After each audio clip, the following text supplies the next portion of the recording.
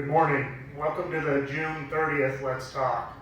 Seems like we're doing a lot more of these than once a month now. Today we're going to talk about Phase 5. We talked about last week how we had our first exposure of a resident or a staff member on campus who tested positive. We now know that we, again, escaped some negative news in the sense of no residents and no other staff members tested positive as this person did, which is great news, but it did put us into Phase 5 and really changing our focus from what it has been to what it needs to be. And the two big objectives that change, and neither of these are new, they were objectives in Phase 4, they just moved to the top during Phase 5. And I'll talk about why they moved to the top in a little bit, but one of those objectives really is to keep Westminster Village, Westminster Village. And it seems weird maybe that moves to the top once we have a positive case, but the reality is it's important that it move to the top. And when we talk about keeping Westminster Village, it means a lot of things, but today the focus really is, it's about the isolation period that residents currently have if they leave campus. So today, if you leave campus for a doctor's appointment and you use Westminster Village transportation, you have a 7-day isolation period with health screens for 2 weeks. If you leave campus on your own, you have a 14-day isolation. We're going to be changing that, and we're going to be changing that effective Thursday. So tomorrow, in the daily update that comes out, we're going to define what that means and how that's going to work. We're also going to do that again on Thursday.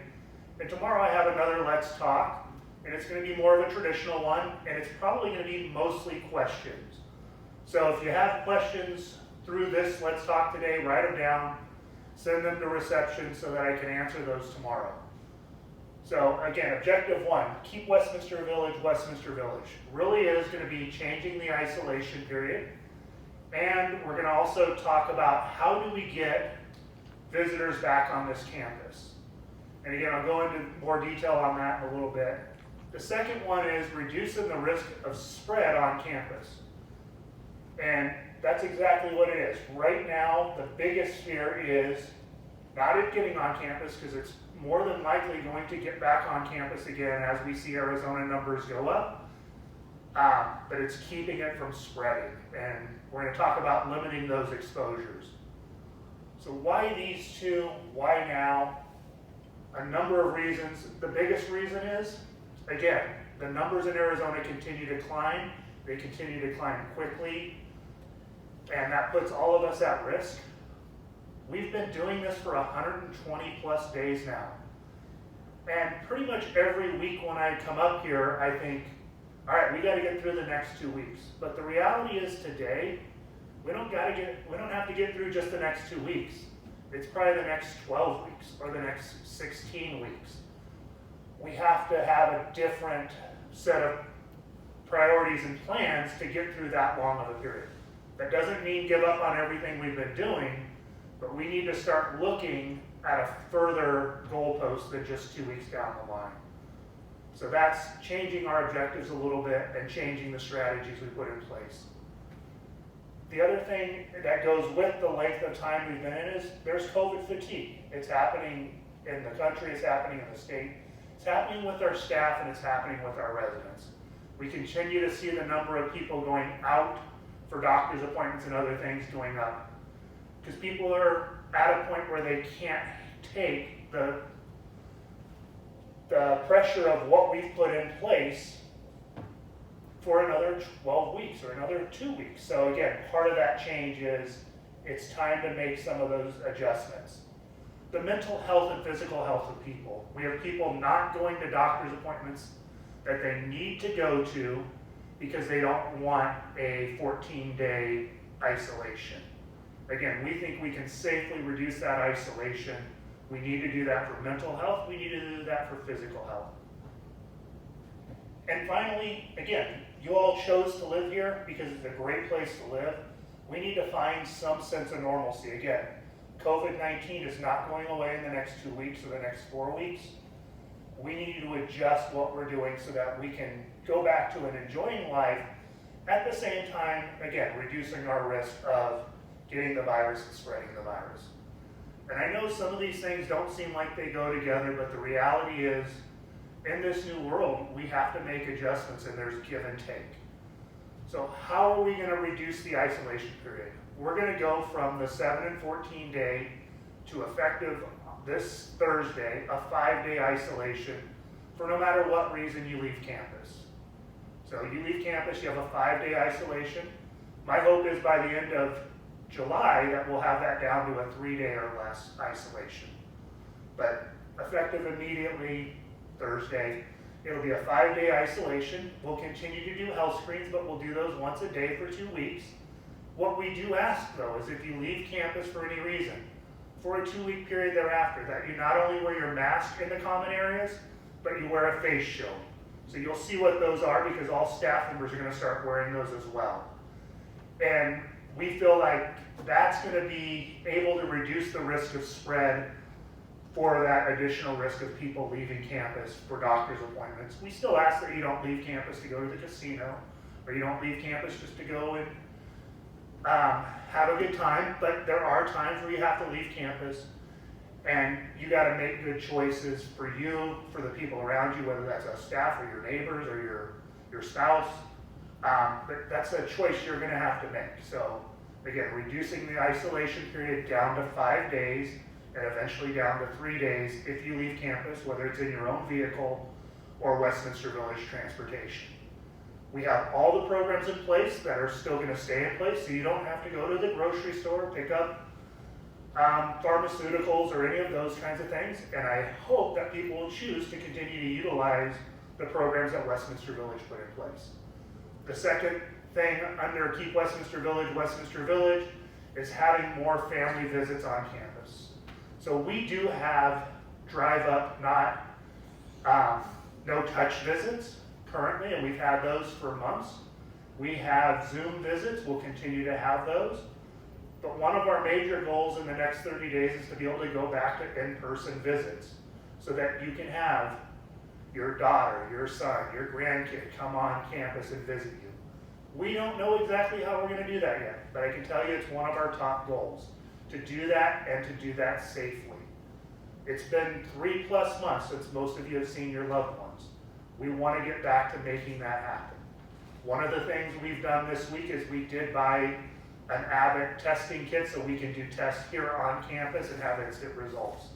We should have that within the next 2 weeks and start putting that in place to, again, ensure that testing is going to keep us safe and reduce the risk of spread, but also allow us to be able to test some of those visitors coming on campus so that we can limit or completely reduce that risk of having somebody's son or daughter come on campus into your apartment and have a visit. So those two things I think are really positive things that we're going to be putting in place, and we're going to offset those with some other barriers such as the testing or the masks and the shields. Number 2, how are we going to, I'm lost now, I'm sorry. Number 2 is decreasing the risk of spread. So how are we going to decrease the risk of spread if and when this virus gets on campus again? Again, the increased testing is helping with that. We're able to do many more tests today than we were able to do just 3 or 4 weeks ago. Once the Abbott machine is on campus, we'll be able to increase that number again. Week and a half ago, we closed the restaurant, Pacachio, and now we have delivery and pickup. We're going to continue that for the next 30 days. The cafe will still deliver and pick up, Pacachio will still have delivery and pickup, and Donnelly's will still deliver once a week. We'll continue to have all the grocery programs in place, the wine orders in place. So those services will continue to be there, but in dining will not happen for the next 30 days. And again, the goal there is to decrease the risk of staff bringing and passing that virus on to a resident. This week we put in a reservation only for the swimming pool in small groups. Today we moved that small group reservation up to 6 people. It's up to the person making the reservation to make sure they're comfortable with the people that will be in their group. We're going to continue to do that. As long as the governor doesn't close the pool, I don't see us closing the pool. We're modifying our activities, so you may have already seen some of this, but as you go into some of the small group activities, you're going to be asked to do a wellness check, just like staff is done every day when we walk in the door. Have you been exposed to anybody? Are you feeling healthy? Checking your temperature. And then you'll be able to participate in some of those small group activities. But again, we're going to put in some extra steps there, as that's a risk. We're going to modify the resident and staff interaction again. Obviously, home health and some of those departments, there's direct interaction. If maintenance comes up to work on your apartment, we're going to ask you to be in a different room than the maintenance person. If with housekeeping, as we modify the housekeeping again, we're going to ask that you be in a different room. And again, it's to reduce that exposure to people that are going outside. We're going to make you opt in for housekeeping so that you're telling us, yes, I want my housekeeper in my apartment. We're not going to assume everybody wants housekeeping in their apartment. We're also going to ask staff to sign another commitment letter. So sometime tonight, that commitment letter will go to all staff members, asking them to, again, for the next 2 weeks, don't do anything that adds risk to this campus.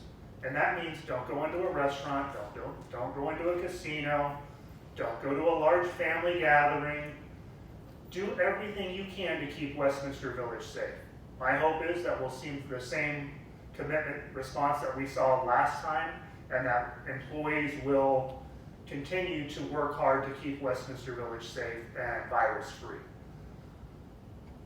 So, these are some big changes, right? Allowing the free movement again, going on and off campus without the extended isolation period, being able to bring guests, family members back on campus is a big change. So does that mean we're just kind of giving up? The answer is absolutely not. The answer is right now we're putting more things in place to keep Westminster Village safe. And again, not just safe from COVID-19, but safe from the likelihood that people just kind of do give up. We're going to work hard to keep this virus off campus still. We're going to ask each individual, make good decisions. Just because you have the ability to go to the doctor, decide, is it really a doctor's appointment I need to go to? There is risk every time we leave campus. There's risk every time a staff member leaves campus. There's risk every time a resident leaves campus. There's risk every time any two of us have an interaction. And again, this is where it comes down to personal responsibility and personal choice. We all have to make that choice for us, and we all have to make sure that we're conscious of what the other people we're interacting with would want. So if you're a person leaving campus for doctor's appointments, or if you're picking up your own pharmaceutical and not having us do it, when you have a conversation with somebody in the hallway, make sure they know that you're leaving campus. They know what risk they're taking by having that conversation with you. It's the right thing to do. It's important that we do that. If you're a person who doesn't want to take that risk, it's important before you go have dinner with somebody or invite somebody to your apartment that you're asking them, are they leaving campus? Do they have a private caregiver? What risk level are you willing to take?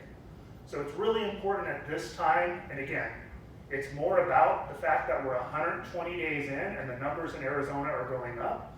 It's more important that each one of us look at that risk and make that risk assessment every day. And again, 120 days in, it's harder to do that than it was at day 10 or day 15, and knowing this will be another 120 or 200 days, it's harder to do that, but we have to make those decisions individually, and we have to protect the collective. We have to protect each other. We need to make sure we don't put somebody at a risk they wouldn't want to take. If once we open this up and you can have your daughter or son come to your apartment, make sure that your friend that you might be having dinner with or going to an activity with knows that you did that, so they can make the decision of whether they want to take that risk or not. And again, it's a hard time for us, and it's, again, this may feel like it's going in a different direction, But we've been headed in this direction for about 3 to 4 weeks. It is time to open up a little bit, and it's time to modify some of what we're doing to reduce that risk. So again, hopefully there's some questions for tomorrow. I'm happy to answer any of those questions. I'm hoping this doesn't mean that on Friday 45 people decide to go out for a drive. It doesn't mean on Friday 45 people decide to go to Costco. That's not the goal of this.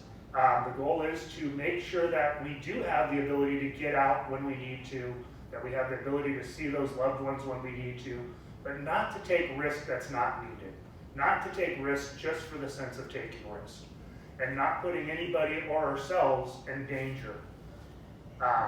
So again, it's important right now that people make really good decisions. It's scary outside of the doors of Westminster Village, but the reality is scary inside the doors of Westminster Village. We went from probably having 12 close calls in the last 8 weeks to having 12 close calls in the last week. The number of exposures are up. The number of people who know people with COVID-19 continue to rise. The risk is out there. Each one of us have to watch ourselves, and again, each one of us have to do the right thing for each other. And that's what I'm asking, and again, I think that's what Westminster Village is about. It's protecting all of us, but also looking at what is it that we have to do and making good choices as we go through this. We're in this for a long time. We're going to be talking about COVID-19 in August and September and October. And we need to be able to move in a good direction and make good choices together. So thank you, and see you tomorrow.